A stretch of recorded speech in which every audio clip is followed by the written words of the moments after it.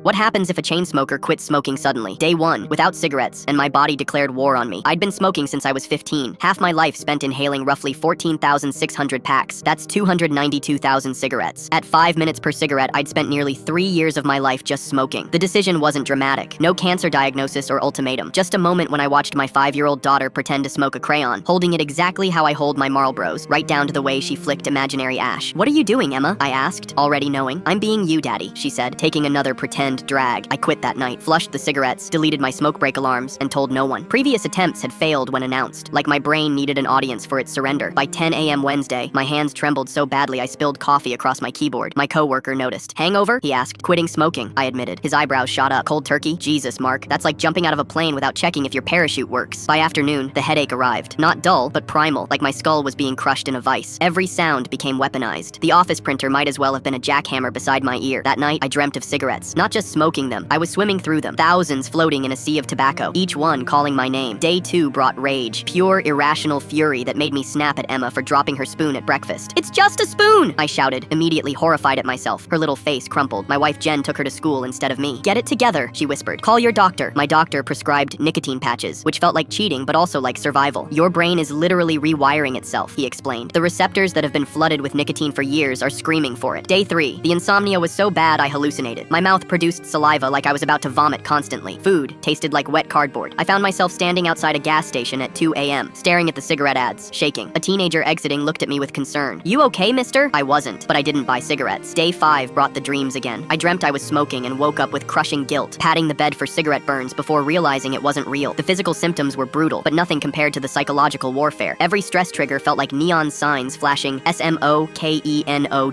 Day 7. I could suddenly smell everything. My coworker's cologne from across the room, the garbage from inside the house while I was still in the driveway, the lingering smoke in my car upholstery that I'd been noseblind to for years. I deep cleaned my car that weekend, gagging at the yellow residue that came off the windows. Day 14. I could climb the stairs without sounding like I was dying. My daughter noticed. "Daddy, you're not making the scary breathing anymore." Day 30. The craving still ambushed me, but less frequently. I'd gained 8 pounds, but my skin had lost its grayish tint. My wife kissed me one morning and paused. "Your mouth tastes different," she said. "Better." Day 60. I found an old jacket with a forgotten pack in the pocket. Instead of excitement, I felt revulsion. I showed my wife, who watched nervously as I crushed each one under the faucet. "I didn't think you'd actually do it this time," she admitted. "Neither did I confessed. "It's been 6 months now. The money I've saved, nearly $2,000, paid for Emma's first real bicycle and a weekend away with my wife. My persistent cough disappeared. Food tastes incredible. Sometimes I still reach for cigarettes that aren't there. Phantom limb syndrome, but for addiction. But when Emma hugged me yesterday and said, 'You smell nice, Daddy,' instead of wrinkling her nose and pulling away, I knew with absolute certainty I would never smoke again. The war isn't over, but for the first time, I'm winning."